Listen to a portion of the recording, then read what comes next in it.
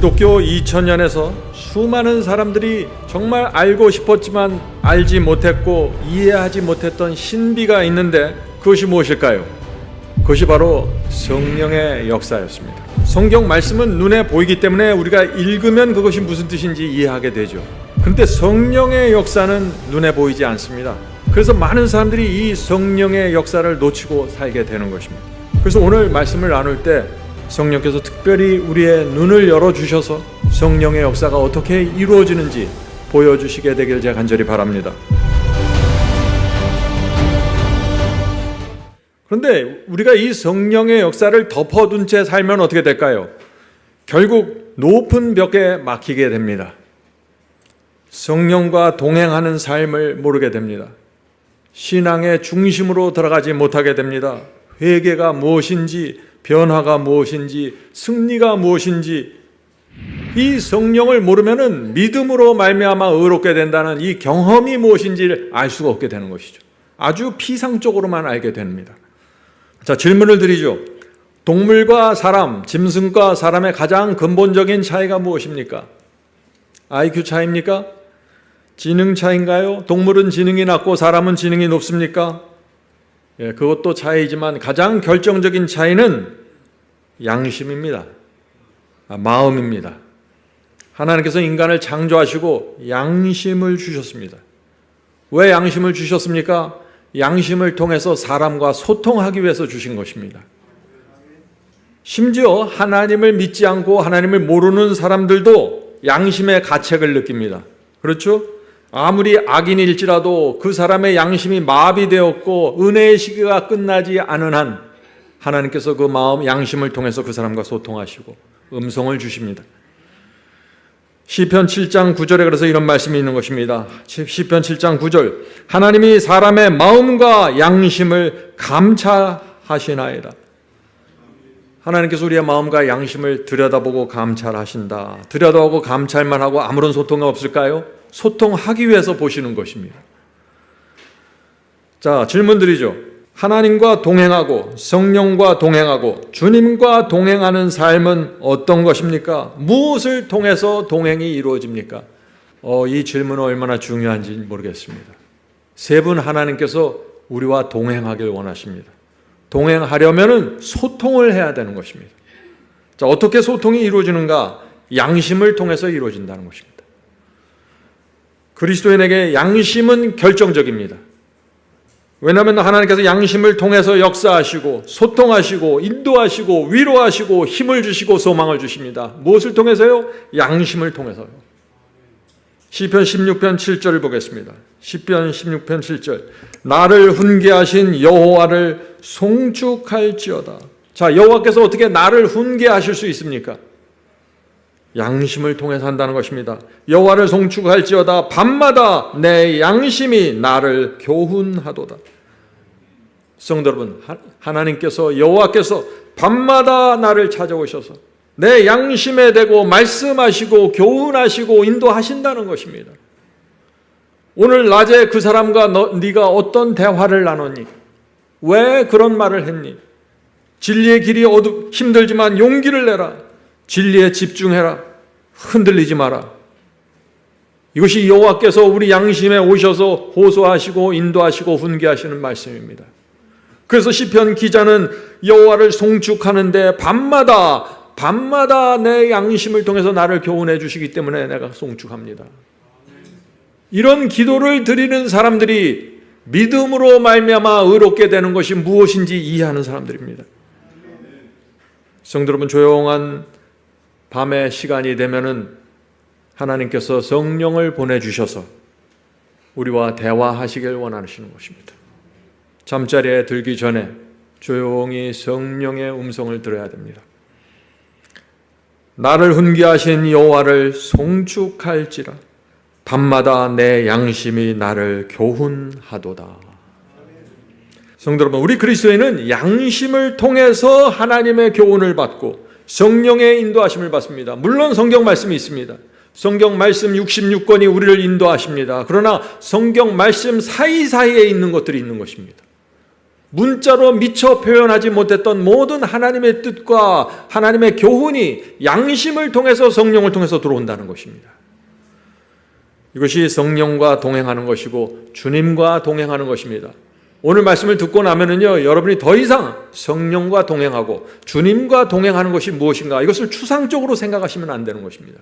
이것은 아주 실제적인 것입니다. 자, 질문 드리죠.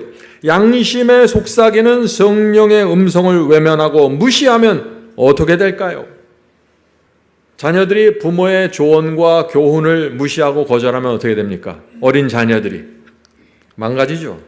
또 부모 마음에 큰 근심이 생깁니다. 이 아이가 너무 부모를 무시하고 살기 때문에 말이죠. 자녀들은 또 올바로 성장할 수 없습니다. 마찬가지입니다. 그래서 바울이 이런 말씀을 한 것입니다. 에베소 4장 30절, 하나님의 성령을 근심하게 하지 말라. 성령은 하나님이십니다. 인격체세요. 우리가 성령께서 우리 양심에 호소하신 데 거절하면 성령도 걱정이 되는 것입니다. 근심이 되는 것입니다. 우리가 성령을 이렇게 보아야만 성령과 소통이 되는 것입니다. 하나님의 성령을 근심하게 하지 말라. 그 안에서, 성령 안에서 너희가 구원의 날까지 인치심을 받았느니라. 인침이 어떻게 이루어집니까? 성령 안에서 이루어지는 것입니다. 성령과 소통하고 성령을 따라가면서 인침이 이루어지는 것입니다. 이것이 14만 4천의 경험입니다. 성령께서 가르쳐 주시고 인도하시는데 내가 그것을 외면하고 무시하면 성령께서 크게 근심하신다고 했습니다. 왜 근심합니까? 구원의 인침이 이루어지지 않기 때문이죠. 성도 여러분, 우리가 지금 무엇을 살피고 있습니까? 인치는 기별을 살피고 있는 것입니다. 성령과 소통하고 성령과 동행하는 삶은 인침의 기별입니다. 늦은 비를 위해서 준비하는 기별입니다. 제가 가장 중요하게 여기는 한 말씀이 있는데 이 말씀 제 마음속에 깊이 새겨진 말씀입니다. 여러분도 이 말씀을 꼭 기억하시길 바랍니다. 그래서 이벤젤리즘 699페이지입니다. 하나님과 함께 일하는 것이 무엇인지 경험으로 아는 빛을 가진 백성들이 생기기 전에는, 자, 이 한마디의 말씀이 중요합니다. 하나님과 함께 사는 이 삶을 경험으로 이해하는 사람들, 이 한 무리의 백성이 필요하다는 것입니다. 성령과 동행하는 삶을 경험으로 이해하는 한 백성이 생기기 전에는 성령이 지상에 풍성히 부어져서 온 세상이 그 영광으로 환하게 되는 늦은 비는 내리지 않을 것이다.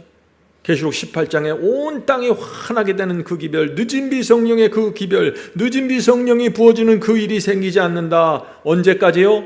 성령과 동행하는 삶을 경험으로 이해하는 한 백성이 준비되기 전까지는 말이죠.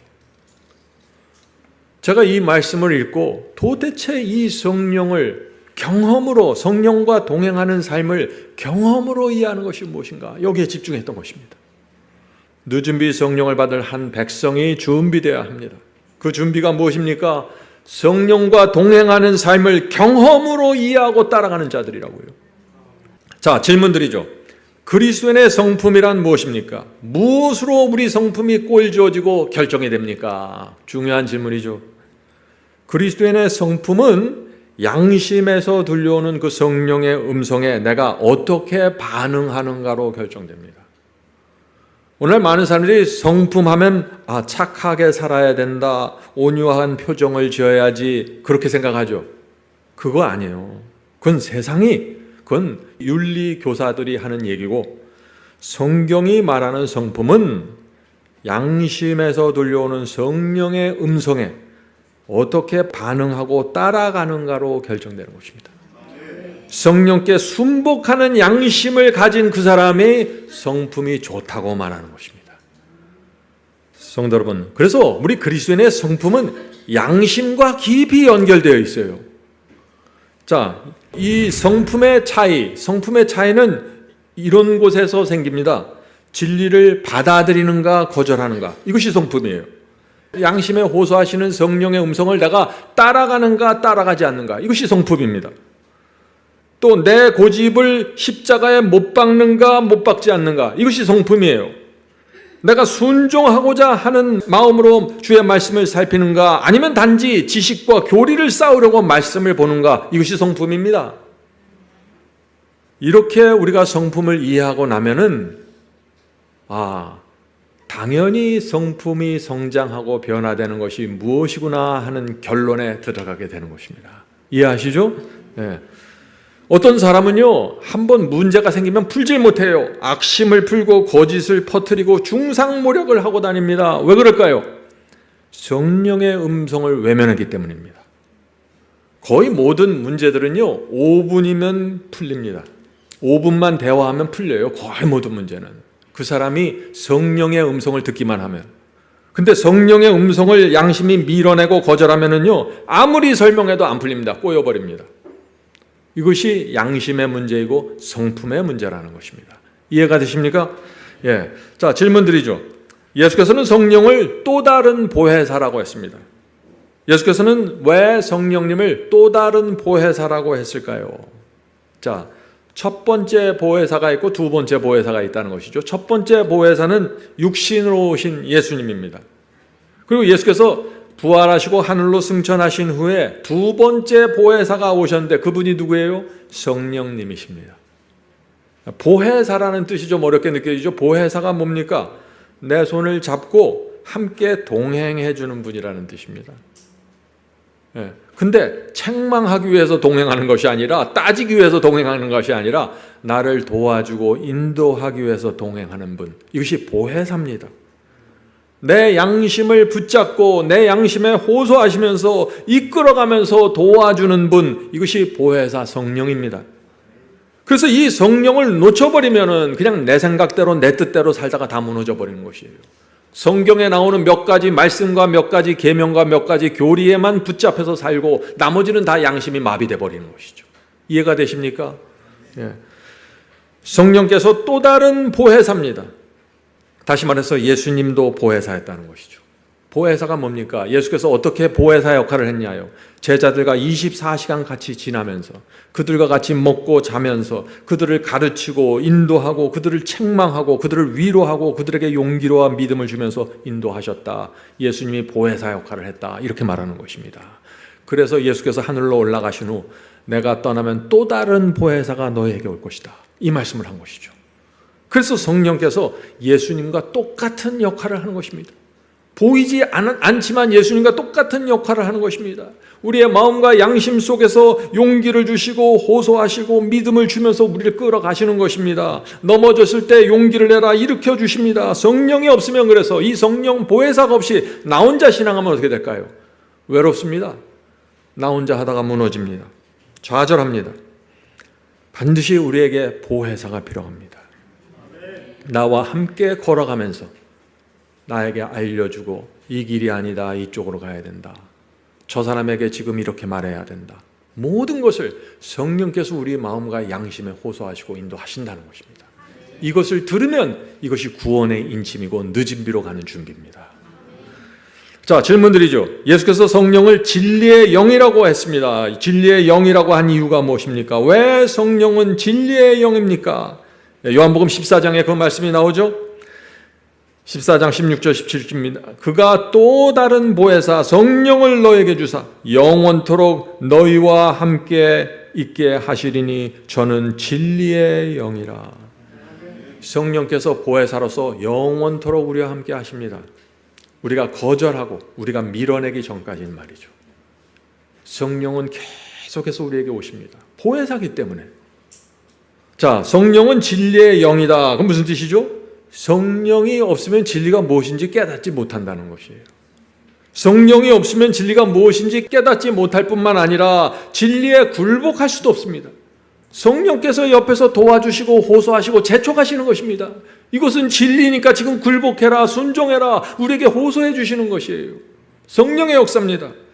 그래서 성령이 없으면 진리를 깨달을 수도 없고 진리를 따라갈 수도 없고 그 진리가 내 마음에 새겨질 수도 없어요. 내 것이 될 수가 없습니다. 교리는 아닌데 그 교리가 내 것이 될 수가 없어요. 성령의 역사에 내가 따라가고 굴복하지 않으면 말이죠. 자, 이 말씀을 들어보세요. 많은 사람들이 예언들과 교리들을 강조한다. 그러나 교회가 영적 능력과 힘을 얻고 성장할 수 있는 필수적인 요소이며 영혼들을 회개시키는 성령의 약속에 대하여는 아무렇게나 소홀히 다루고 있다. 이것이 문제입니다. 예언의 해석과 교리의 해석에 대해서는 많이 강조하고 설교하고 강의하죠. 근데 무엇을 강조하지 않는다고요? 성령의 역사와 성령의 약속에 대해서 소홀히 다룬다고요. 그래서 이 백성들이 성령이 무엇인지 모르는 것입니다. 성령이 없으면 회개도 변화도 없습니다. 모든 것은 성령의 역사입니다. 성령을 외면한 대표적인 사람들이 있죠. 성령을 외면해서 무너진 사람들이 있습니다. 그들이 누구예요? 유대인들입니다. 그들은 형식에 사로잡혔어요. 말씀만 알았습니다. 교리에만 붙들려 있어요. 성령을 외면했습니다. 양심에 호소하시는 성령의 호소에 무감각했습니다. 그래서 수많은 제사장들과 학자들이 성경에 대한, 말씀에 대한 큰 지식을 갖고 있었지만 예수 그리스도를 죽이는데 그들이 앞장섰습니다. 왜 그래요? 성령을 외면한 것입니다. 그래서 그들이 주님을 이단으로 몰아서 출교시켰어요. 왜 그랬어요? 성령의 역사가 어떻게 이루어지는지 모르는 것입니다. 양심 속에서 계속해서 성령께서 호소하셨는데 그것을 모른 척했습니다. 자, 질문 드립니다. 우리 마음에 떠오르는 생각과 충동과 인상을 성령께서 주시는 것인지 사탄이 주는 건지 어떻게 알 수 있습니까? 자, 이 질문은요, 제가 이런 설교를 하면 꼭 이런 질문을 합니다. 제가 기도할 때 이런 생각이 떠올랐는데, 제가 이런 감동을 받았는데 이게 성령께서 주시는 것입니까? 아니면 내 생각입니까? 하는 질문이죠. 지금 그 질문을 하는 것입니다. 기도할 때 떠오르는 느낌과 생각을 어떻게 받아야 합니까? 어떻게 해야 돼요? 간단합니다. 성경 말씀과 일치하면 성령의 역사이고 일치하지 않으면 가짜입니다. 의미가 없어요. 자, Selected Message 1권 43페이지입니다. 마음에 작용하는 성령의 역사까지도 하나님의 말씀으로 시험해 보아야 한다. 왜 그래요? 마음의 역사는 오늘 성령의 역사처럼 내가 느낄지라도 그것을 하나님의 말씀으로 검증해 보아야 한다는 것입니다. 왜 그래요? 마귀도 우리에게 암시를 주고 우리를 충동하기 때문에. 마귀도 우리 마음속에 어떤 생각을 떠오르게 해요. 그래서 우리 마음속에 떠오르는 모든 것을 하나님께서 주셨다고 생각하면 너무 나이브한 것이죠. 너무 순진한 거예요. 하나님과 사탄의 전쟁이 그렇게 단순하게 이루어지질 않습니다. 그래서 말씀으로 검증해야 된다는 것입니다. 성령의 감동으로 성경을 기록하게 하신 성령께서는 언제나 사람들을 성경으로 인도하신다. 성경은 성령의 역사로 감동으로 기록된 책이에요. 그래서 성령께서 감동하셔서 우리 마음에 무슨 생각과 의도와 계획이 생겼으면 그것은 반드시 성경과 일치할 수밖에 없다는 것입니다. 왜요? 원작자가 한 분이세요. 같아야 되는 것입니다. 성령께서는 성경 말씀을 통하여 마음에 말씀하시며 진리를 주목하게 하신다. 성도 여러분, 성령은 진리와 분리될 수 없습니다. 진리가 아니면 성령이 아닙니다. 아무리 여러분들이 놀라운 기적과 이상과 환상을 보았다고 할지라도 그것이 성경과 일치하지 않으면 가짜입니다. 성령의 역사가 아닙니다. 그것은 마귀에게 온 것이라고 우리가 판단할 수 있는 것이죠. 바이블 에코 1886년 기별입니다. 많은 사람들이 성령께서 주시는 것이라고 생각하는 충동이나 인상들의 지배를 받고 있지만 오해이다. 오해할 수 있다는 것입니다. 많은 사람들이 어떤 충동이나 생각이나 인상들을 성령께서 주시는 것으로 오해한다. 다른 사람들이 하면 잘 판단해요. 근데 내가 받으면 전부 성령께서 주신 것이라고 오해한다는 것입니다. 사람들은 자신이 느끼는 충동이나 인상을 성경 말씀보다 더욱 믿을 만한 것이라고 생각한다. 이런 분들이 굉장히 많아요. 제가 어떤 분들에게 성경을 가르치잖아요. 진리가 무엇인지 분명하게 제시됐습니다. 그런데 이분들이, 많은 분들이 이렇게 대답을 하는 거예요. 성령께서 내게 알려주실 때까지 나는 이 말씀을 받지 않겠습니다. 무슨 얘기예요? 삼위일체를 안 믿는다는 거예요. 성령의 뜻과 말씀은 같이 가는 거지 다른 게 아닙니다. 성경을 통해서 하나님의 뜻이 분명히 제시되었으면 그것이 성령의 뜻이에요. 말씀을 통해서 하나님의 뜻을 받고 또 성령의 뜻을 따로 분별해야 되는 것이 아니에요. 같이 가는 것입니다. 그들은 자신의 모든 생각과 감정을 성령의 감동이라고 주장한다. 성경의 진리보다 더 믿을 만한 것을 자신이 가졌다고 선언한다. 그들은 성령의 인도를 받는다고 생각하지만 실상 그들은 사탄이 역사에서 생긴 생각과 느낌을 따르고 있는 것이다. 얼마나 분명합니까?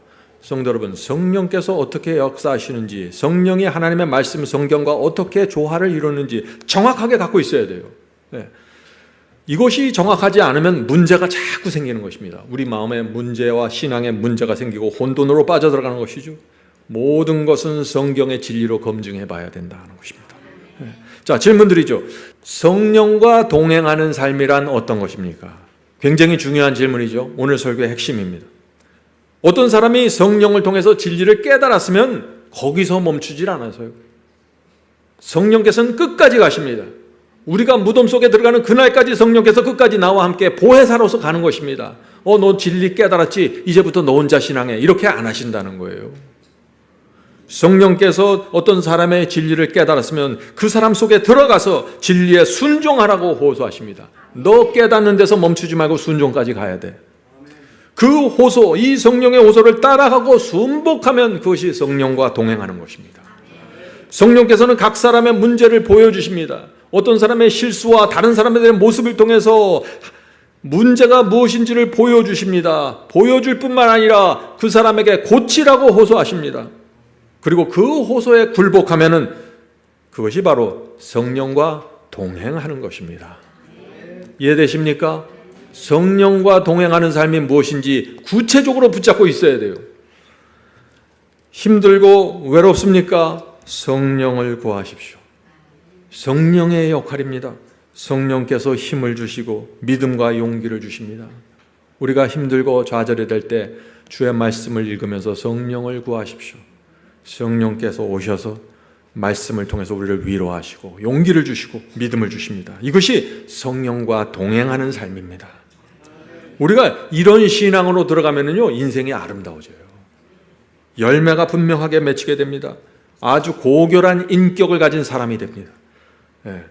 자, 성도 여러분, 지금은 라오디게아 교회 시대입니다. 라오디게아 교회 어떤 교회입니까? 성령을 거절한 교회입니다. 이것을 아셔야 돼요. 성령을 거절한 교회예요. 그래서 이 마지막 라오디게아 교회에 무서운 경고들이 주어지는 것입니다. Testimonies for the Church 466. 진리를 믿노라고 공언하는 거의 모든 사람들이 늦은 비 성령을 받기에 전혀 적합하지 않다. 라오디게아 교회 교인들이 늦은 비 성령을 거의 받지 못하게 된다고요. 왜 그래요? 성령과 동행하는 삶이 무엇인지 경험적으로 모르기 때문입니다. 늦은 비 성령도 성령이에요. 성령의 역사를 따라가는 이 경험이 무엇인지 아는 사람들이 늦은 비 성령의 능력을 받는 것입니다. 두렵지만 거의 모든 라오디게아 교인들이 늦은 비를 받지 못한다. 이것이 현실입니다. 왜 이런 문제가 생길까요? 이제 여러분들 아시죠? 성령의 기름을 받아서 등불을 들고 있는 슬기로운 처녀들의 숫자가 너무나 작다는 것입니다. 성령의 인도를 따라가는 이것을 경험으로 이해하는 사람이 너무나 적은 것이에요. 등은 갖고 있어요. 미련한 처녀 등은 갖고 있다고 했죠. 근데 무엇이 없습니까? 이 미련한 처녀들이 기름이 없다고 했어요. 그 기름이 뭡니까? 성령의 역사라고 했잖아요.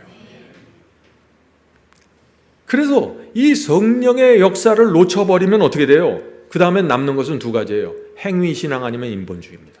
내 행위로 열심히 따라가는 거예요. 말씀과 교리 붙잡고 가는 거예요. 그 다음에는 인본주의죠. 내 생각대로 내 뜻대로 그냥 신앙을 만들어가는 것입니다. 성령을 외면하면 이렇게 되는 것입니다. 성도 여러분, 우리가 아침에 일어나면 무엇을 구해야 될까요? 성령을 구해야 되는 것입니다. 오늘도 성령께서 인도해달라고 구해야 되는 것입니다. 보혜사가 되달라고 기도해야 되는 것입니다. 성령은 하늘에서 내려온 생수입니다. 생수를 마셔야 양심이 살아나고 성령의 음성에 반응할 수 있는 것입니다. 그런데 성령께서 아무에게나 역사하지 못해요. 왜요? 생수를 달라고 간절한 마음으로 소리치질 않는 거예요. 성령의 필요를 못 느끼는 것이에요. 내가 이미 교리를 다 알고 있어요. 내가 이미 1260년 예언을 해석했어요. 내가 예언과 복음을 이해했어요. 더 이상 내가 뭐가 필요한가? 이렇게 생각하고 살아가는 거예요. 성령이 빠져버린 것입니다. 성령에 대한 목마름, 성령에 대한 간절함, 그 성령께서 내 양심을 지배하시고 인도하셔야만 내가 올바른 결정을 하고 올바른 생각을 하고 올바른 판단을 하고 내가 올바른 감정을 갖고 정서를 갖고 이 세상을 살 수 있다 하는 이 절박함이 없는 것입니다. 그래서 성령의 호소가 외면되고 거절되고 무시되고 있는 것이다. 자, 질문 드리죠. 성령의 역사가 어떻게 우리의 성품을 변화시킵니까? 우리 속에서 성령의 역사가 이루어지면 어떤 성품이 나타날까요? 성품 변화를 원하십니까? 어린아이가 되어야 됩니다. 누구 앞에서요? 성령 앞에서요. 어린아이는 힘이 없습니다. 어린아이는 엄마 아빠를 철저하게 의지할 수밖에 없는 존재예요. 우리 그리스도인들이 성령을 철저하게 의지하는 그런 신앙으로 들어가면 변화는 자연스럽게 생깁니다. 왜요? 이 성령은 우리의 양심과 마음으로 직접 들어가서 거기서 코칭을 해줘요. 지금은 이렇게 해야 된다. 저 사람은 이렇게 대해야 된다. 이런 상황에서 네가 이렇게 반응을 해야지. 부부 사이에 문제가 있습니까? 성령께서 역사해 버리시는 거예요. 그 사람의 양심 속에 들어가서 지도해 주십니다. 그래서 모든 문제가 풀려나고 풍요로움을 회복하는 것입니다. 이것이 변화입니다. 이것이 성화이고. Desire of Age 671페이지입니다. 성령은 죽은 신앙에 생명을 넣어주시는 분이다. 성령이 없이는 그리스도의 희생이 아무 소용도 없다. 무슨 뜻이에요? 성령이 없으면 십자가의 희생도 소용이 없다고요? 예수께서 십자가에서 돌아가셨어요. 분명히 대속의 죽음을 남기셨습니다. 그런데 성령이 없으면 그것도 나에게 아무런 도움이 안 된다고요. 왜요? 내가 십자가를 바라봐도 내 마음에 감동이 안 생겨요. 내가 십자가의 사랑과 은혜를 바라보고 집중하려고 하지만 성령께서 내게 역사하셔서 내 마음을 열어주시고 내 마음을 깨트려 주셔야 됩니다. 그리고 그 성령의 역사에 내가 굴복해야 됩니다. 이래야만 십자가가 의미가 생겨지고 효력이 생기는 것입니다. 성령이 없이는 그리스도의 희생이 아무 소용도 없게 된다. 죄는 성령의 강력한 역사를 통해서만 물리칠 수 있고 이겨낼 수 있다. 죄는 성령의 강력한 역사를 통해서 승리할 수 있다. 물리칠 수 있다는 것이죠. 성령께서 내게 강하게 역사하실 때 내가 순복해야 됩니다. 그래야만 그 역사가 내 속에서 이루어지는 것입니다. 성령께서 계속해서 가르쳐 주시고 알려주시는데 내가 마음문을 딱 닫아버리고 나는 내 뜻대로 가겠습니다 하면 성령께서 내 속에서 역사하실 수 있어요? 없어요? 안 되는 것이에요. 그런 사람들에게는 승리가 안 이루어져요. 성령께서 역사하실 때 굴복하는 신앙, 이것이 성령과 동행하는 삶입니다. 자, 계속해서 읽어보죠. 죄는 성령의 강력한 역사를 통해서만 물리칠 수 있고 이겨낼 수 있다. 성령은 제한된 능력을 가지고 오시는 것이 아니라 하나님의 능력이 충만한 가운데 오셨다. 성령은 그냥 호소하는 음성이 아니에요. 성령은 하나님의 권세를 갖고 들어오시는 거예요. 세 분 하나님이세요. 성령을 거절하면 끝이에요. 그래서 하나님을 거절하는데 거기 뭐가 있겠어요? 거기 보혜사로 오시는데 하나님의 능력을 갖고 오시는 것이에요. 그래서 그 능력 앞에서 우리가 아주 어린아이가 되어야 된다는 것이에요. 그리스도께서 십자가에서 이루신 일을 효력 있게 만드시는 분은 성령이시다. 분명하죠. 모든 것은 성령의 역사로 이루어집니다. 성령께서 우리의 마음을 감동하실 때 받으셔야 됩니다. 성령님, 제가 어떻게 하길 원하시나요? 도와주시옵소서. 저는 어린 아기입니다. 아무것도 모릅니다. 인도하시는 대로 따르겠습니다. 이것이 성령과 동행하는 신앙입니다. 그래서 성령이 없으면 좁은 길을 갈 수도 없고 의의 열매도 없어요. 성령을 따라가지 않으면 아무것도 의미가 없습니다. 자, 계속해서 읽어보죠. 성령은 마음을 순결하게 만드신다. 성령께서 우리 속에 역사하시면 우리 마음이 순결해집니다. 어떻게 순결해질까요? 성령께서 가르쳐 주기 때문이에요. 너 이것이 문제지? 이 죄가 있네. 이것을 거절해야 된다. 물리쳐야 된다. 그래서 그걸 거절하면 마음이 순결해지는 거예요. 자, 성령은 마음을 순결하게 만드신다. 성령을 통해서 신자는 거룩한 품성을 나누어 가지는 자가 된다. 많은 성도들이 우리가 어떻게 거룩한 성품을 가질 수 있습니까? 제가 어떻게 그렇게 될 수 있나요? 그런 생각을 하죠. 성령을 몰라서 그런 거예요. 어린 아이예요. 여러분 생각으로 거룩한 성품을 만들어내는 것이 아니에요. 성령께서 보혜사가 돼서 우리 옆에 붙어서 일일이 다 가르쳐 주시는 거예요. 지금 네 생각에, 네 마음에, 네 성품 속에 이것이 문제야. 이것을 굴복해야 돼. 이것을 버려야 돼. 이것을 붙잡아야 돼. 이것을 강조해야 돼. 이것에 집중해야 돼. 성령께서 보혜사로서 24시간 우리를 인도해 주신다는 것이에요. 예수께서 제자들 인도하신 것처럼. 그래서 그 보혜사 성령을 따라가면 우리의 성품이 순결하게 되고 거룩해지는 것이다. 자, 계속해서 보죠. 성령은 마음을 순결하게 하신다. 성령을 통해서 신자는 거룩한 품성을 나누어 가지는 자가 된다. 그리스도께서는 모든 유전적이며 배양된 악한 성향들을 이기며 당신 자신의 품성을 당신의 교회에 새기는 거룩한 능력으로서 당신의 성령을 주셨다. 예수께서 하늘로 승천하시면서 성령을 주셨어요. 그런데 이 세상 사람들이, 주님을 믿는다는 사람들이 성령을 받지 못하는 것이에요. 성령과 동행하지 않습니다. 보혜사가 아니에요, 성령이. 그래서 다 망가지고 메말라가고 마른 뼈가 돼가는 것이에요. 성령께서 인도하시는 성품이 어떤 성품입니까? 성령께서 이것이 네 잘못이라고 알려주셨을 때 내가 진심으로 잘못을 고백하는 성품, 그것이 성령이 인도하는 성품입니다. 자아를 십자가에 못 박으라고 성령께서 호소하실 때 못 박는 성품, 그것이 성령이 인도하는 성품입니다. 하나님의 기쁨을 위해서 네가 살라, 그렇게 우리 마음에 호소하실 때 네, 이제 남은 생에 주의 기쁨을 위해서, 그분의 명예를 위해서 제가 살겠습니다, 이런 마음을 내가 갖게 될 때 그것이 성령께서 인도하시는 성품이라고 말하는 것입니다. 너무나 당연한 거 아니에요? 거듭난 사람은 누구나 이렇게 되는 거예요. 우리가 하나님께 마음을 바치면 누구나 이렇게 되는 것입니다. 부족해서 쓰러질지라도 다시 일어나서 이 성령의 역사로 들어가게 되는 것이에요. 많은 그리스도인들이 좋아하는 찬송이 있죠. 저도 이 찬송을 좋아합니다. 그 찬송가의 가사를 좀 읽겠습니다. 성령이여 권세로 세욕 벗겨 주소서, 죄가 나의 마음을 오래 고통 줍니다. 성령이여 은혜로 나의 마음에 거하사 슬픈 마음에 위로 주시고 망령된 일 고치고 홀로 주관하소서. 지금 우리가 찬송 부르는 이 가사 그대로입니다. 성령께서 오셔서 권세로 우리의 세상 욕심을 벗겨내 주신다는 것입니다. 호소하시고 알려주시고 인도하시면서 벗겨내 주세요. 그럴 때 우리가 협력해야 되는 것입니다. 알겠습니다. 이것이 제가 갖고 있던, 붙들고 있던 세상 욕심이었군요. 가르쳐 주시니 감사합니다.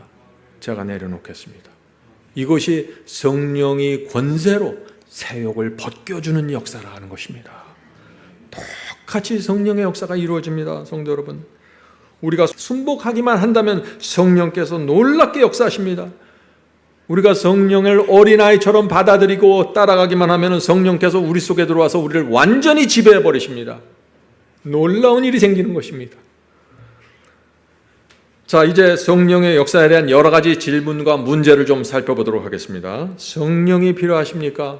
이제부터 우리가 나누는 이 말씀 또 한번 집중해 보시기 바랍니다. 첫 번째, 성령께서는 무엇을 하시고 어떤 범위와 어떤 영역에서 역사하십니까? 하는 질문입니다. 자, 이 말씀 잘 들어보세요. Gospel Workers 286. 자, 성령께서 어떤 일을 하시는지 여기 잘 나타납니다. 성령께서는 주님을 높이게 하고 성령을 기록하게 하시고, 지금 성령께서 하시는 일입니다. 성경을 기록하게 하시고 십자가의 크신 희생을 주목하게 하시며 하나님의 사랑을 세상에 보이며 사람들의 마음을 성경의 약속을 믿게 하며 빛을 비추시며 진리를 깨닫고 기뻐하게 하며 죄를 깨닫게 하며 사람을 죄에서 구원하여 내실 수 있는 유일한 분 그리스도에 대한 마음이 생기게 하며 잠깐 있다가 없어지는 이 세상의 사물을 사랑하는 마음을 돌이켜 영원한 유업을 사모하도록 성품을 변화시키는 것은 다 모두 성령께서 하시는 사업이다. 성령은 사람을 재창조하며 순화하며 성결케 하며 하나님의 자녀가 되고 하늘 가족이 되게 하신다. 놀랍지 않습니까? 성령께서 모든 역사에 관여하시고 참여하신다는 것입니다. 성도 여러분, 성령께서 무엇을 하십니까? 주님을 높여줍니다. 우리 마음속에서 주님을 높여줘요. 성경 말씀을 성령께서 기록하게 하셨습니다. 선지자들과 사도들을 통해서요. 우리로 하여금 십자가를 주목하게 우리의 마음을 이끌어 가십니다. 주의 약속을 믿게 하는 마음을 주십니다. 빛을 비추고 진리를 깨닫고 기뻐하는 마음을 주십니다. 죄를 깨닫게 인도해 주세요. 모든 것이 성령의 역사입니다. 우리가 세상에서 돌이켜 하늘을 바라보도록 하는 그 마음도 내가 잘나서 저절로 생긴 것이 아니라 성령께서 내 속에서 역사하셔서 인도하신다는 것입니다. 모든 것은 성령입니다. 진리와 관계된 것, 우리의 마음과 양심과 관계된 모든 것은 성령께서 붙잡고 인도하시는 것입니다. 이것이 보혜사 성령입니다. 더 이상 위선과 거짓으로 신앙할 수 없는 그런 사람으로 만들어버리는 것이에요. 그것이 성령의 역사입니다. 그래서 성령의 권세 아래 들어가면 형식이 사라지고 위선이 사라지고 거짓이 사라지고 진실하게 살아가는 것입니다. 완벽을 말하는 것이 아니에요. 넘어질 수 있습니까? Yes. 넘어졌으면 다시 건져내서 세워주시고 인도하십니다. 아무것도 걱정할 거 없어요. 성령을 따르고자 하는 그 어린아이 같은 마음만 있다면 아무 문제 될 것이 없는 것입니다. 자, 두 번째 질문입니다. 하나님께서 인류에게 주신 가장 큰 선물은 무엇입니까? 이제 아시겠죠? 성령입니다. Mount of Blessing 132페이지. 하나님의 대표인 성령은 모든 선물 중에 가장 큰 선물이다. 하나님께서 주신 것 중에 이보다 더 좋은 것은 주실 수가 없다. 그렇죠? 왜요? 왜 이것보다 더 좋은 것은 없을까요? 이 성령은 직접 우리 마음과 양심 속에 들어와서 역사해 버리기 때문이에요.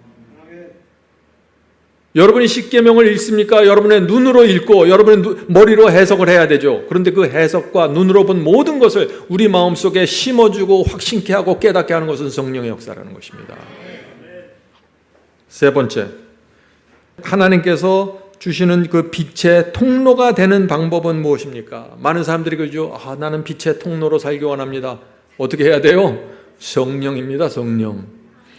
Gospel Workers 284페이지입니다. 성령이 함께 일하지 않으시면 반드시 성령께서 보혜사로서 나와 함께 일하셔야 된다는 것입니다. 성령과 함께 일해야 됩니다. 성령께서 역사하실 때 내가 마음을 열고 순복해야 됩니다. 이렇게 하지 않으면 아무리 많은 교육을 받고 아무리 우세한 입장에 있고 아무리 모태교인이라고 할지라도 아무리 위대하다고 할지라도 빛의 통로가 될 수 없다. 성도 여러분, 똑똑한 사람이 통로가 되는 게 아니에요. 어린아이처럼 성령을 붙잡는 사람들입니다. 성령께 굴복하지 않으면 아무것도 아닙니다. 통로가 될 수가 없어요. 생각해 보세요. 12제자 똑똑했습니까? 아니에요. 그분들 다들 지식이 짧았어요. 교육이 부족했습니다. 무식했어요. 그런데 그들이 성령께 온전히 굴복할 때, 어린아이처럼 굴복할 때 어떻게 됐어요? 이제 하늘에 올라가신 그리스도처럼 성령에 매달려서 사는 것이에요. 주님은 하늘로 올라갔어요. 이제 그들 제자들이 더 이상 붙잡을 게 없는 것이에요. 그때 그들에게 남은 것이 뭐예요? 내가 너에게 또 다른 보혜사가 주니 너는 이분을 붙잡고 살라 그랬어요. 그래서 제자들이 성령께 매달리기 시작한 것입니다. 이것이 신앙의 비밀입니다. 빛의 통로입니다. 이렇게 사는 사람들이 빛의 통로로 사용하신다. 빛은 내가 빛이 들어오는데 거기 그 빛에다가 내가 뭘 섞으면 안 되잖아요. 그냥 통로는 지나가는 거예요. 자, 원고 4권 49페이지입니다. 그대가 성령 안에서 살고 성령 안에서 행하면 성령의 열매를 맺음으로 하나님의 모든 충만하심으로 채워져야 한다. 그러면 그대는 살아있는 빛의 통로가 될 것이며, 자, 살아있는 빛의 통로가 되는 방법, 통로가 될 것이며 그대의 생명은 그리스도와 함께 하나님 안에서 감춰주게 될 것이다. 성도 여러분, 누가 살아있는 그 빛의 통로가 된다고 했습니까? 어린아이처럼 성령을 의지하는 거예요. 성령님, 제가 어떻게 해야 됩니까? 제가 오늘 읽은 이 말씀을 어떻게 제가 순종하면서 살아갈 수 있을까요? 도와주시옵소서. 이런 문제가, 이런 가족에서, 내 직장에서 이런 문제가 생겼는데 성령님, 내가 어떻게 해야 될까요? 내 태도와 내 분위기가 어떻게 돼야 될까요? 계속해서 묻고 의지하고 따라가는 것입니다. 이런 사람들의 빛의 통로가 된다는 것입니다. 빛의 통로. 자, 네 번째 문제. 성령께서 우리 마음에 역사하실 때 우리의 동의가 필요합니까? 성령께서 권세로 들어오셔서 역사하시는데 우리가 꼭 동의해 줘야 됩니까? 하는 질문이죠. 자, 리비엔 헤럴드 1893년 기별입니다. 죄를 깨닫게 하시며 인간의 동의를 얻어 심령으로부터 죄를 추방하시는 분은 성령이시다. 성령은 권세이고 능력으로 들어오십니다. 그러나 성령께서 우리 자유의지를 무시하고 억지로 강요해서 역사하지는 않는다는 것이에요. 항상 우리의 자유의지를 존중해 주신다는 것입니다. 반드시 우리의 동의가 필요하다는 것이에요. 우리가 마음을 열고 동의하고 굴복해야만 성령께서 역사하시고 우리 속에서 죄를 몰아내시고 새로운 마음과 새로운 정서를 주신다는 것이에요. 성령께서 죄를 버리라고 강하게 호소하십니다. 죄책감도 주십니다. 그런데 내가 동의하지 않고 마음을 닫아버리면 어떻게 돼요? 내가 죄를 붙잡고 있으면 어떻게 됩니까? 죄는 제거될 수 없어요. 계속 남게 되는 것입니다. 아무리 성령께서 우리 가슴을 치며 호소하셔도 죄는 그대로 내 속에 남게 되는 것이에요. 나쁜 감정, 악한 감정 그대로 내 속에 남습니다. 가룟 유다의 문제가 무엇입니까? 성령께서 계속해서 호소하시고 역사하셨습니다. 가룟 유다가 예수님의 설교를 들을 때마다 성령께서 유다에게 강력하게 역사했어요. 그런데 이 유다가 어떻게 됐어요? 자기 마음을 열지 않고 동의하지 않고 굴복하지 않은 채 그대로 자기 생각을 고집했습니다. 그래서 결국 사탄에게 끌려간 것이죠. 반드시 동의해 드려야 됩니다. Desire of Age 173입니다. 하나님의 성령이 사람의 마음을 사로잡을 때 많은 성도들이 좀 성령이 들어오셔서 내 마음을 좀 사로잡아 주시면 좋겠습니다 하고 그런 얘기를 많이 해요. 사로잡으려면 사로잡혀야 되잖아요. 동의를 해줘야 되잖아요. 내가 동의를 해주고 성령께서 역사해달라고 초청을 할 때 성령께서 우리 마음을 사로잡으시고 역사를 시작하신다. 하나님의 성령이 사람의 마음을 사로잡을 때 거기에는 생애의 변화가 일어난다. 죄악을 품은 생각은 사라지고 악한 행위하는 인연을 끊게 된다. 저는 오래전에 제가 이 말씀을 읽을 때 이것이 어떻게 가능해질까? 내가 끊어야 될 텐데 악한 행위 이거 끊어야 되고 나쁜 생각 버려야 되는데 어떻게 해야 되나 했는데 맨 앞에 있는 그 문장 신경 안 썼어요. 하나님의 성령이 내 마음을 사로잡아야 되는데 이것이 어떻게 이루어지는지를 모르는 거예요. 성도 여러분, 성령께서 그래서 내 속에 들어와서 호소하시고 인도하시고 어떤 죄책감을 주시고 나를 끌어가실 때 그때가 중요하다는 것입니다. 그때 어린아이처럼 돼야 되는 것이에요. 기도하셔야 됩니다. 성령께서 이끄실 때 제가 따라가길 원합니다. 도와주시옵소서. 이렇게 되면 성령께서 내 속에 들어와서 죄를 끊어내시고 새로운 마음을 주시고 자유와 평강의 길로 인도해 주신다는 것입니다. Selected Message Volume 1 347입니다. 성령께서 성화하기 위해 역사하시지만 성령께서 우리를 성화시키기 위해 얼마나 역사하시는지 아세요? 성령께서 우리를 성화시키기 위해 역사하시지만 인간이 성령과 함께 일하지 않는 한 성화는 이루어질 수 없다. 제가 오래전에 이 말씀을 읽을 때 내가 성령과 어떻게 일해야 되지? 내가 곡괭이가 필요하나 삽이 필요한가? 성령과 동행하는 삶을 이해하지 못하면 이렇게 돼버리는 거예요. 성화가 어떻게 이루어집니까? 성령께서 시키는 대로 따라가는 것입니다. 성령님, 저는 어린아이입니다. 제 양심과 제 지성과 제 마음에 제가 이해할 수 있는 음성으로 알려주시옵소서. 알려주실 때 내가 적극적으로 동의하고 적극적으로 협력하고 굴복하면서 따라가면 이것이 뭐예요? 이것이 변화이고 이것이 성화예요. 이것이 성령과 동행하는 삶입니다. 얼마나 단순합니까? 자, 다섯 번째, 성령의 기름이 결핍되면 언제 어떤 문제가 생길까요? 어떤 문제가 생깁니까? 성령의 기름이 결핍되는 Act of Apostle이죠. 성령의 필요가 중요한 문제로 여김을 받지 않은 곳은 어디서든지 성령이 필요하다는 이것이 중요하게 여겨지지 않으면 어디서든지 영적 결핍, 영적 암흑, 영적 타락과 죽음이 보인다. 성령은 생명입니다. 이 성령이 없으면은 그래서 영적으로 결핍 느끼고 암흑으로 되고 타락하게 되는 것이에요. 자꾸 무너집니다. 성령과 분리되는 순간 이렇게 되는 것이에요. 성령이 없으면 신앙은 메말라갑니다. 그래서 우리가 어떻게 해야 돼요? 그래서 아침마다 날마다 성령을 구해야 되는 것입니다. 아침 예배에서 성령의 역사를 호소해야 되는 것입니다. 우리 마음에 성령의 기름을 줘서 하루를 살아갈 수 있게 달라고. 성령께서 내 마음과 양심에 호소하실 때 내가 귀를 쫑긋 세우고 잘 들을 수 있게 해달라고 기도해야 되는 것이에요. 이것이 성령과 동행하는 삶이에요. 이것이 유일한 희망입니다.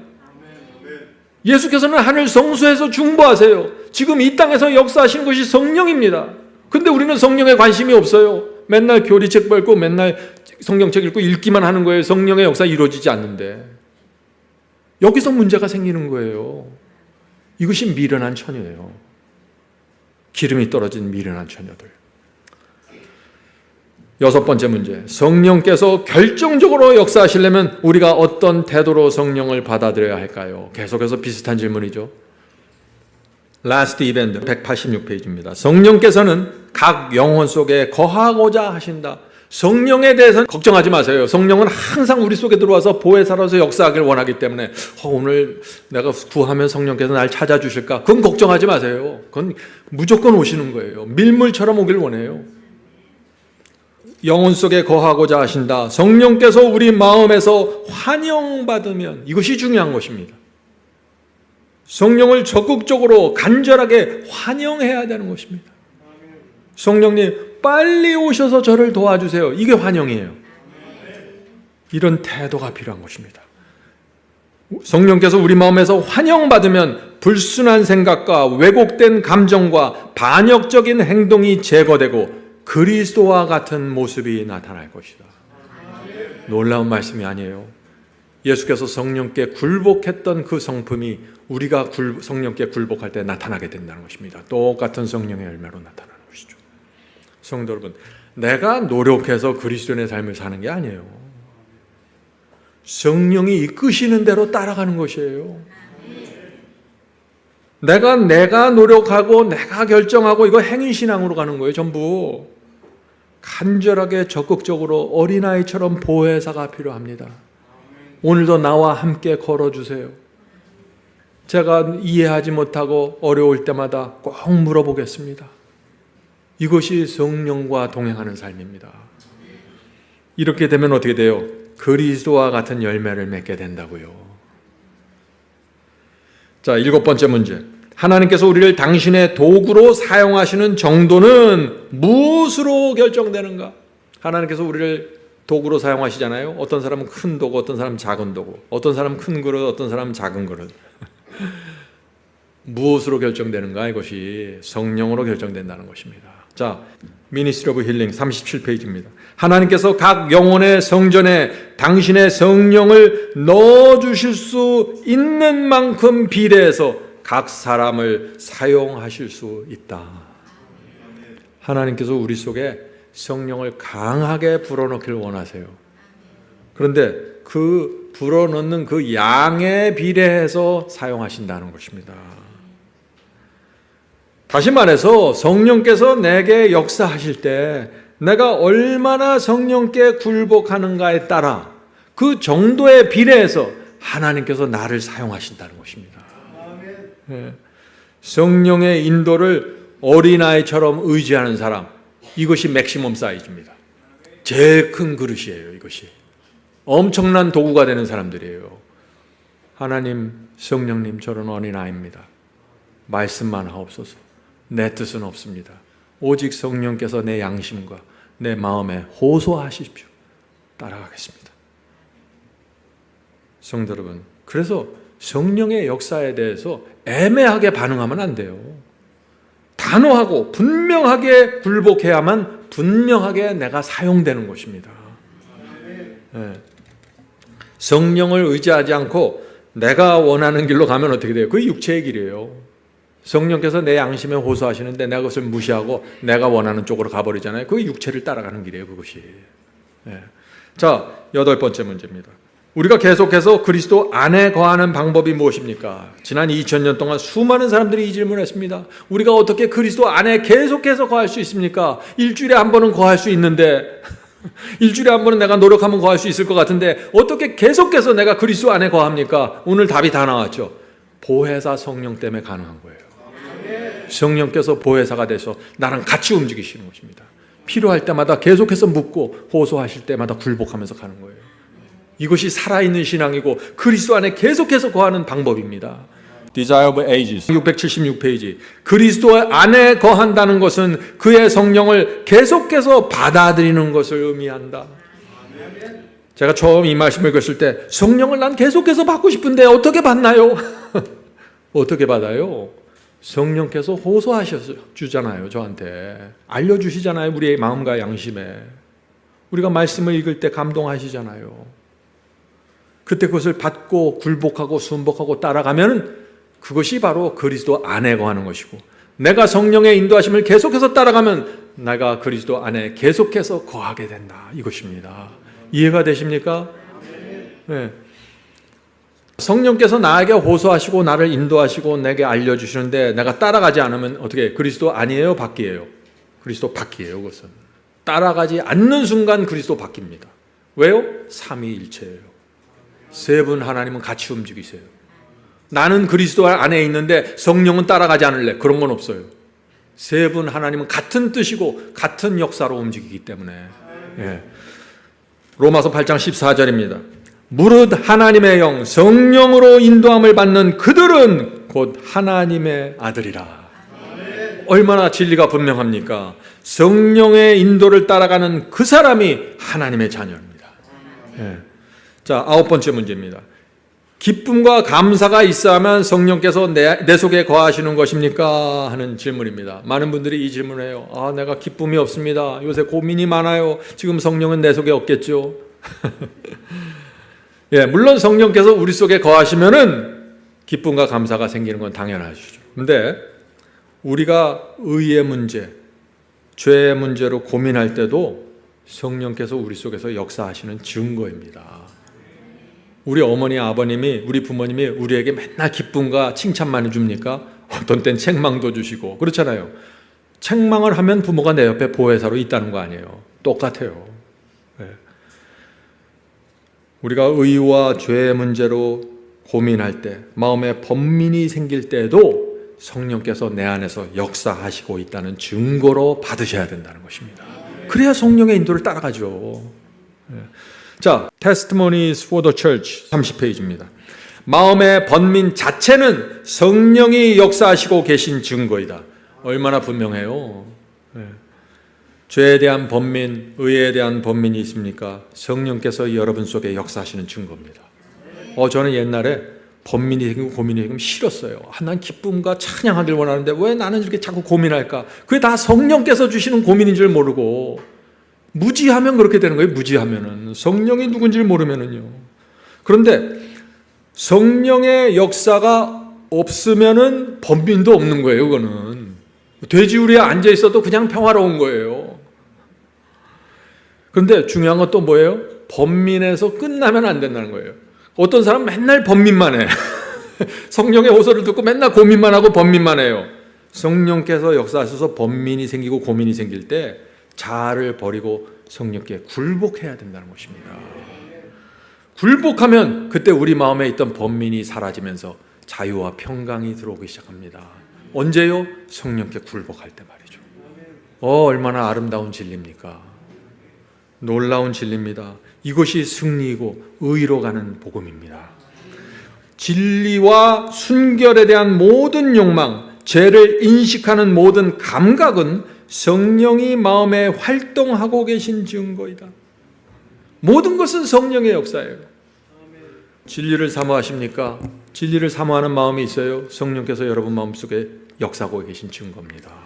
순결한 마음을 갖기 원하십니까? 성령께서 역사하시고 있는 증거예요. 죄책감이 드셔서 괴롭나요? 성령께서 역사하시는 증거예요. 성령께서 역사하실 때 진리를 붙잡고 죄를 버리고 싶고 죄를 버리기로 결정하고 이렇게 되면 성령께서 들어오셔서 역사하셔서 열매를 만들어낸다는 것이에요. 우리가 동의해주고 협력하고 굴복하는 것, 이렇게 될 때 자유와 평강이 밀려 들어오는 것입니다.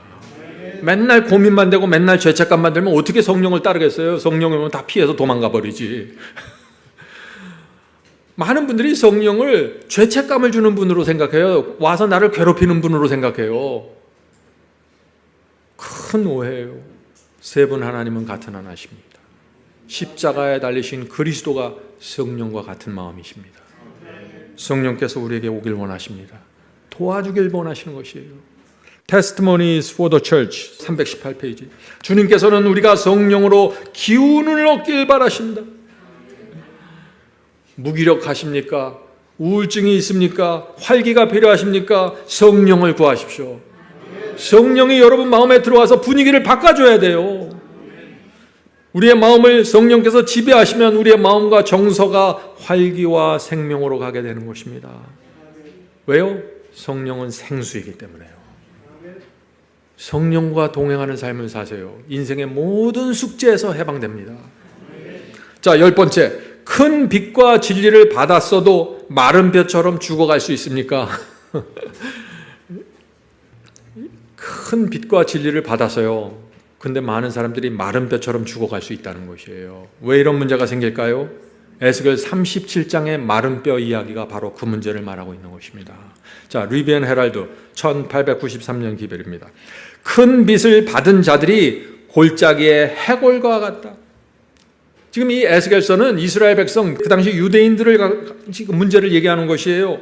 유대인들이 큰 빛을 받았습니까? 그들이 성경을 기록했어요? 수많은 선지자들이 있었습니까? 그렇습니다. 그들은 큰 빛과 진리를 이해했던 사람들이에요. 그러나 골짜기의 해골처럼 되었다고요, 그들이.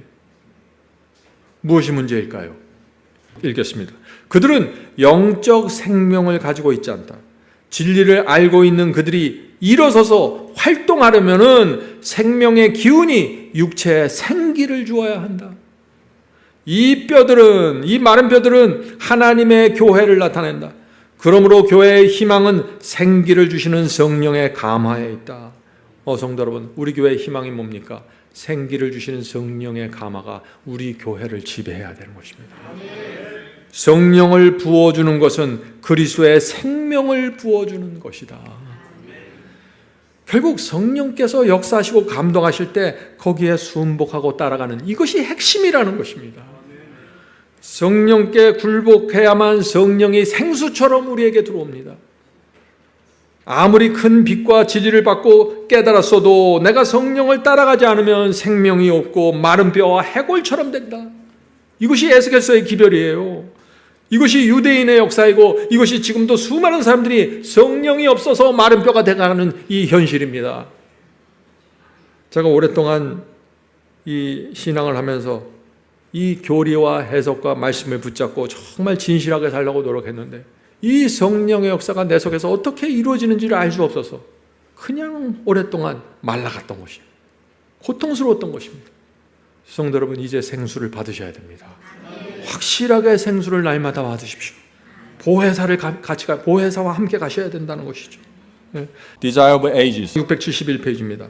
성령의 계속적인 임재와 도움이 없다면 말씀 전파는 아무런 소용이 없을 것이다. 진리가 성령으로 말미암아 마음에 함께할 때야만 양심을 깨우쳐지고 생애는 변화될 것이다. 진리만 혼자 들어오는 게 아니라 진리가 성령과 함께 우리 양심과 마음에 들어와야 된다는 것이에요. 이래야 일깨워지고 변화된다. 성령께서 진리로 깊이 감명시키지 않으면 반석 위에 떨어져 깨어질 영혼은 몇 사람도 없을 것이다? 한 사람도 없을 것이다. 그래서 아무리 기가 막힌 설교를 듣고 기가 막힌 말씀을 보아도 성령께서 역사하셔서 감동하시고 그때 내가 굴복하고 주여 제가 여기 있습니다. 도와주시옵소서 이렇게 굴복하지 않으면 단 한 영혼도 회개할 수 없고 깨어질 수 없다는 것이에요. 그래서 등과 기름이 함께 있어야 된다는 것을 제가 말씀드리는 거예요. 등만 있으면 안 돼요. 기름도 있어야지. 그렇죠? 진리의 등이 있어야 됩니다. 성령의 기름이 함께 있어야 됩니다. 기름이 한 번 들어가고 끝나는 것이 아니라 기름이 계속해서 공급해서 들어가야 된다는 것이에요. 그래야 이 등이 계속해서 빛을 환하게 비춘다. 이것이 빛과 소금으로 사는 사람의 생애입니다. 자, 11번째. 성령께서 죄인을 어떻게 구원하십니까? 성령께서 죄인을 구원하시는 순서를 묻는 질문이죠. 성령께서 어떤 사람을 구원하실 때 먼저 진리를 깨닫게 하십니다. 성령은 진리의 영이기 때문에 진리를 주면서 시작을 하세요. 그리고 나서 진리를 주고 떠나버리는 것이 아니라 진리를 준 다음에 이제 네가 알아서 진리대로 살아 하고 떠나는 게 아니에요. 진리를 받았지만 이 사람은 뭐예요? 여전히 이기적이고 여전히 욕심꾸러기예요. 그래서 진리를 받았지? 이제부터는 내가 인도할게. 내가 네 이기심과 네 강팍한 마음을 그때마다 내가 알려주고 지적할 거야. 나를 따라와라. 나를 믿고 의지하고 따라와라. 굴복해야 돼. 너희 옛사람과 옛습관이 떨어져 나가길 원한다. 반드시 떨어져 나가야 돼. 내가 알려줄 거야. 내가 인도할 거야. 따라와. 이것이 성령 보혜사입니다. 이렇게 해서 이 영혼을 완전히 구원해내시는 것입니다. 진리만 받고 이해하고 끝나는 것이 아니에요. 여러분들 이건 놓치면 안 됩니다. Testimonies for the Church 442페이지입니다. 성령의 이른 자, 성령께서 하시는 일이 무엇인가? 어두워진 이해력을 밝히고 진리에 대한 이해력을 밝혀줍니다. 먼저 이기적이고 강팍한 심령을 녹이며 반역적인 죄인들을 굴복시키고, 반드시 이 죄인이 굴복하는 이 지점까지 가야 돼요. 죄인들을 굴복시키고 그들을 세상에 부패시키는 영향으로부터 구원하는 것이다. 성도 여러분, 성령께서 역사하실 때 엄청난 위기입니다. 엄청난 중요한 순간입니다. 그때 정신 바짝 차리고 성령님 오시는군요. 제 마음과 양심에 역사하고 계시군요. 알려주시는군요. 제가 미처 몰랐는데 깨닫게 해주시는군요. 감사합니다. 따라가겠습니다. 이것이 뭐예요? 이것이 성령과 동행하는 삶이라고요. 이런 사람들의 삶에는 아름다운 열매가 맺혀요. 놀라운 인격자가 됩니다. 요한계시록에 7교회 예언 나오죠? 여러분들 그거 다 공부하셨죠? 7교회 예언을 보면 매 시대마다 그 맨 마지막에 반복되는 말씀이 나옵니다. 뭐가 나와요? 귀 있는 자들이 나오잖아요. 귀 있는 자들. 성령의 음성을 들을 귀 있는 자들. 요한계시록 3장 22절. 귀 있는 자는 성령이 교회들에게 하시는 말씀을 들을지어다. 각 시대마다, 각 교회 시대마다 이기는 자가 되고 승리하고 구원받는 자들, 어떤 사람이에요? 성령께서 그 양심과 마음에 호소하시는 그 성령의 말씀을 들을 귀가 있는 자들, 그들은 구원받을 것이다. 이 말씀을 하시는 거 아니에요. 12번째, 성경 말씀을 읽고 들을 때도 성령이 필요합니까? 네. 여러분들 성경 말씀을 읽으시죠? 그때 성령이 필요합니까? 당연하죠. Testimonies for the Church 2권 310페이지입니다. 성령의 지도를 받지 않으면 우리는 계속해서 성경을 곡해하거나 잘못 해석하기 쉽다. 성령을 읽으면요, 즉시 성령께서 옆에 보혜사로 계시기 때문에 즉시 역사하기 시작하세요. 왜요? 지금 중요한 하나님의 말씀을 읽잖아요. 이때 성령께서 우리의 마음을 잡아주고 회복시키고 고쳐줘야 되기 때문에 즉시 성령께서 보혜사로 오십니다. 이런 걸 알아야 돼요. 그냥 성경 집어들고 읽다가 그냥 덮고 자는 게 아니에요. 내가 성령을 필추는 순간 보혜사 성령께서 나에게 집중하시는구나. 이것을 알아야 돼요. 이것이 인치는 기별이에요. 성령께서 우리의 마음을 지도해 주십니다. 시편을 읽거나 전도서를 읽거나 마태복음을 읽을 때 성령께서 우리 마음을 지도하십니다. 왜요? 이걸 지도해 주지 않으면 우리는 무지하기 때문에 내 마음대로 해석해요. 내 고집대로 갑니다. 나에게 유리한 대로 해석해요. 이래서 계속해서 거짓 복음이 나오는 거예요. 이상한 얘기들이 나오는 거고. 성령의 지도를 받지 않고 내 고집대로 내가 원하는 대로 끌고 가버려요. 성경을 읽는 사람들이. 굴복하는 심령 없이 성경을 읽지 마십시오. 성경을 펼쳐줄 때 주께서 주시는 말씀에 내가 굴복하기 원합니다. 보혜사 성령께서 가르쳐 주시는 대로 제가 따라가겠습니다. 이 마음을 먼저 구하고 성경을 펼치라는 것입니다. 이거 없이 성경을 읽으면 내 뜻대로 가버려요. 그리고 그 다음날 와서 자랑하죠. 너희가 아니 모르지 하면서. 13번째, 성령의 감화 아래 사는 사람에게 어떤 분위기와 모습이 나타날까요? 이 13번째 질문도 중요합니다. 왜요? 성령의 감동과 감화 속에 있는 사람들이 어떤 모습인지 실체를 알아야 되죠. Gospel Workers 289. 성령의 감 아래에 있는 자는 결코 광분하지 아니하며, 광기로 이렇게 흥분하지 않는다는 거예요. 결코 광분하지 아니하며 오히려 침착하면서 꿋꿋하고 생각과 말과 행동이 지나치지 아니한다. 균형을 잡는다는 거예요. 성령이 도우시면 우리는 무슨 일이든지 다 할 수가 있다. 성령께서 감동하시는 사람의 모습이 보이십니까? 성령은요, 우리의 감정이나 자극하고 우리를 흥분시키고 우리를 광기로 만들지 않으세요. 성령은 절대 그렇게 하지 않습니까? 여러분들 자녀 교육시킬 때 그렇게 해요? 괜히 애들 흥분시키고 광기 부리게 하고 막 자극하게 하고 그래요? 애들 다 망가지잖아요. 정신 못 차리잖아요. 자기가 누군지도 모르고. 똑같아요. 성령께서 우리를 역사하시고 지도하실 때 조용히 가십니다. 세미한 음성으로 하시는 거예요. 그래서 성령께서 우리를 침착하게 만드십니다. 이것이 성령의 감동이에요. 진리에 대한 확고함을 꿋꿋하게 갖게 하세요. 이것이 성령의 감동으로 가는 사람이에요. 어떤 생각과 행동과 말을 할 때 균형지게 해요. 이것이 성령의 감동 아래 있는 사람이에요. 마음속에 은은한 감사와 기쁨이 흐릅니다. 성령의 감동 아래 있는 사람이다. 성도 여러분, 성령의 실체를 이해하셔야 돼요.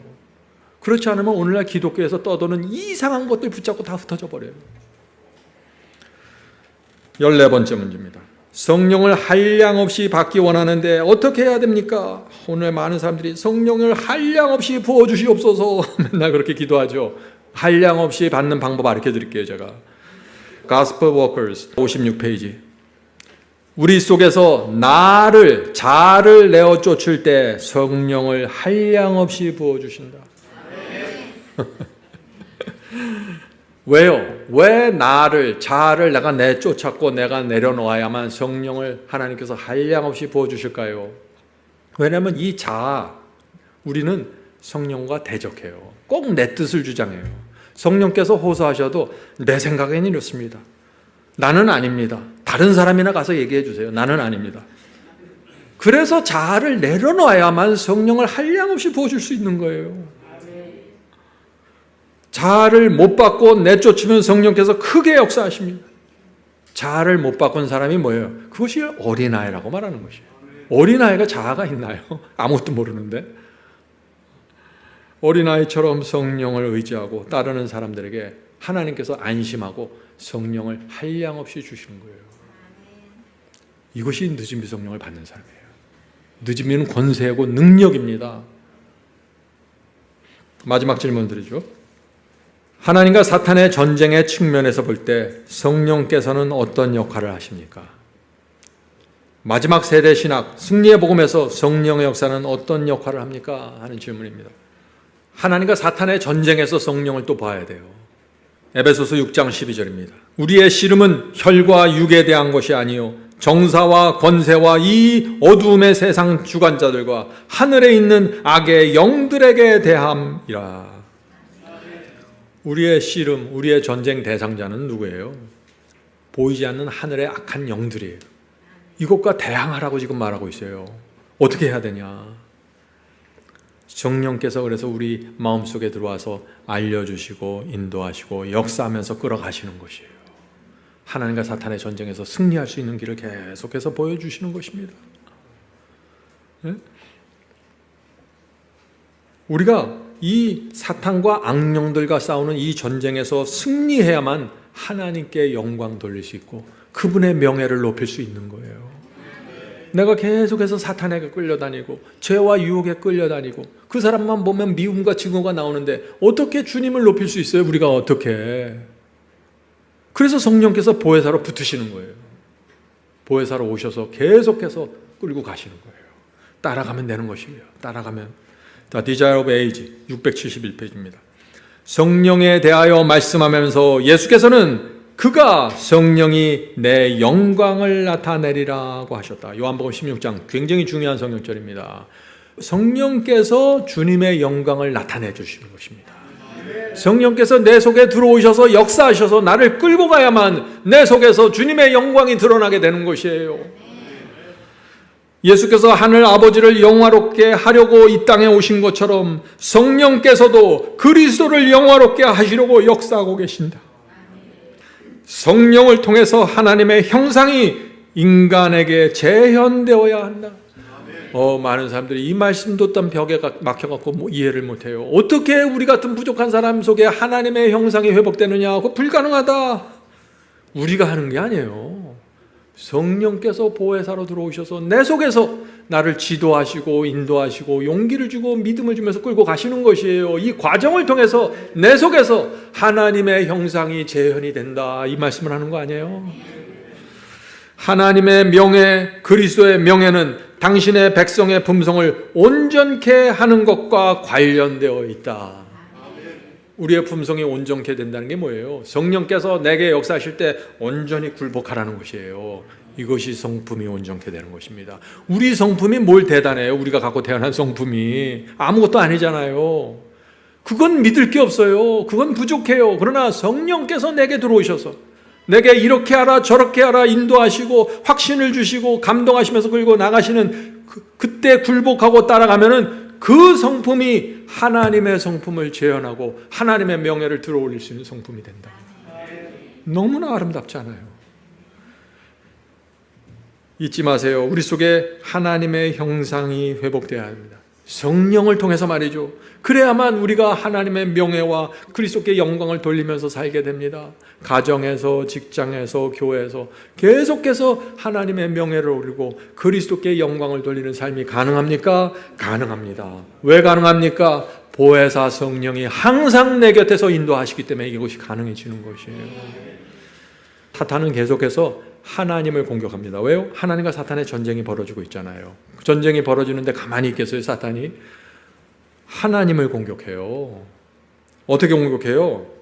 하나님을 믿는 사람의 품성을 지적하면서 공격하는 거예요. 하나님, 이 사람들을 보세요. 이들이 하나님을 믿는다고 하면서 저렇게 살고 있습니다. 전혀 변화되지 않습니다, 이 사람들이. 하나님께서 말씀을 주시고 성령을 주셔도 호소해도 굴복하지 않아요, 이들이. 주님을 믿는다고 고백하는데 그 성품 보세요. 편협하고 이기적이고 자기밖에 모르지 않습니까? 우주의 천사들 보십시오. 피조물들이 하나님을 믿어야 될 이유가 무엇입니까? 믿는다고 하는 자들이 이 모양인데 이것이 사탄의 공격이에요. 하나님을 향한. 인간은 하늘 금도성과 영생을 원하는 것이지 하나님을 원하는 것이 아니에요.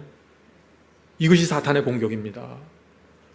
이 공격에서 하나님께 영광 돌리게 하기 위해서 성령께서 보혜사로 오셔서 우리를 인도하시는 것입니다. 성령께서 인도하시는 대로 굴복하면 그것이 하나님께 영광 돌리는 것이고 그것이 사탄의 입을 막고 하나님의 승리로 가는 길입니다. 성도 여러분, 성령께 순복하는 성품이 중요합니까? 이것이 답니다. 성령께 순복해야 그리스도를 보게 되고 그분의 사랑을 깨닫게 되고 진리의 중요성을 보게 되고 모든 인간관계에서 맺혀지는 악한 모든 고리들이 끊어져 나가고 해방되는 것이에요. 마지막 이야기를 읽고 마치겠습니다. 제가 얼마 전에 어떤 다큐멘터리를 봤는데 거기 42km 되는 그 긴 마라톤을 뛰는 선수들을 모아놓고 인터뷰를 하는 그걸 봤습니다. 그래서 그 마라톤 선수들에게 이 질문했어요. 여러분들이 마라톤을 뛸 때 언제가 가장 힘듭니까? 했더니 이 사람들이 마지막 5km 남았을 때가 제일 힘들대요. 저는 처음 시작할 때 5km가 제일 힘들 줄 알았는데 아니에요. 마지막 5km가 가장 힘들다고 합니다. 그래서 그럼 마지막 5km를 뛸 때 5km를 남기고 뛸 때 여러분들의 마음속에 무슨 생각이 있습니까? 어떻게 해서 그 고난과 그 마지막 위기를 넘어갑니까? 했더니 마라톤 선수들이 어떤 대답을 했을까요? 그동안 나를 옆에서 도와줬던 분들을 생각하면서 뛴대요. 나를 훈련시키기 위해서 애썼던 코치, 나를 여기까지 계속해서 대주고 재정적으로 후원하면서 도와줬던 부모님, 나에게 가장 최고의 식사를 주었던 사람들, 내 옆에서 계속 뛰어줬던 그 페이스메이커들, 이런 사람들, 내 발을 계속해서 마사지했던 그 사람들, 내가 이 마라톤에서 승리하기를 바라면서 내 옆에서 계속 보혜사처럼 나를 도와줬던 사람들, 이들을 머릿속에서 생각하면서 마지막 5km를 뛰는 것입니다. 성도 여러분, 우리도 마지막 5km를 뛰어야 됩니다. 어떻게 해야 될까요? 우리를 태어나면서부터 지금까지 보혜사로서 인도하신 성령을 바라봐야 됩니다. 천사들을 실망시킬 수 없다. 내가 성령을 실망시킬 수 없지. 내가 사탄에게 좋은 일을 할 수 없지. 저도 마찬가지입니다. 저도 저를 위해서 기도하신 분들, 제가 끝까지 완주하기를 기대하면서 이 승리의 복음을 전하기를 기도했던 제 친구들과 제 주변 사람들, 그들을 생각하면서 뛰는 거예요. 그들을 생각하면 우리 마음에 용기가 납니다. 힘이 생깁니다. 성령께서 우리를 이번 기회에 성령과 동행하는 삶으로 인도해 주시길 제가 간절히 바랍니다.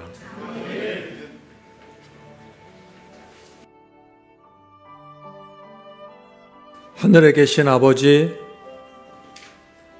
보혜사 성령을 보여주셔서 감사합니다. 오랫동안 성령이 무엇인지 몰랐고 성령께서 구체적으로 어떻게 역사하시는지 저희가 몰라서 힘든 삶을 살았습니다. 주여, 이제 보혜사 성령을 저희가 받겠습니다. 날마다 아침마다 성령을 구하겠습니다. 성령께서 밀물처럼 밀고 들어올 때 마음을 열고 받고 순복하게 인도해 주시옵소서. 하늘에 계신 아버지, 여기에 무릎 꿇고 있는 성도들 다 주님을 사랑하고 주님의 뜻대로 살기 원하는 성도들입니다. 주께서 아십니다. 주여, 이제 우리 백성들이 성령의 인도를 따라가는 방법을 보았습니다. 잘 배워서 따라갈 수 있도록 지도해 주시옵소서. 성령과 동행하는 삶이 이루어지길 소망합니다. 하나님의 이름과 명예, 영광을 돌리길 원합니다. 마귀의 입이 막히고 온 우주의 피조물들이 하나님께 영광 돌리는 그 모습을 보길 원합니다. 주여, 축복해 주시옵소서. 성령으로 이루어 주시옵소서. 어린아이가 되겠습니다. 어린아이처럼 주님을 의지하고 성령을 의지할 때 성령께서 우리를 인도하시고 위로하시고 용기를 주시고 힘을 주셔서 마지막 남은 11시 일꾼의 5km를 완주할 수 있도록 축복해 주시옵소서. 이 모든 말씀 예수 그리스도의 이름으로 간절히 기도드립니다. 아멘.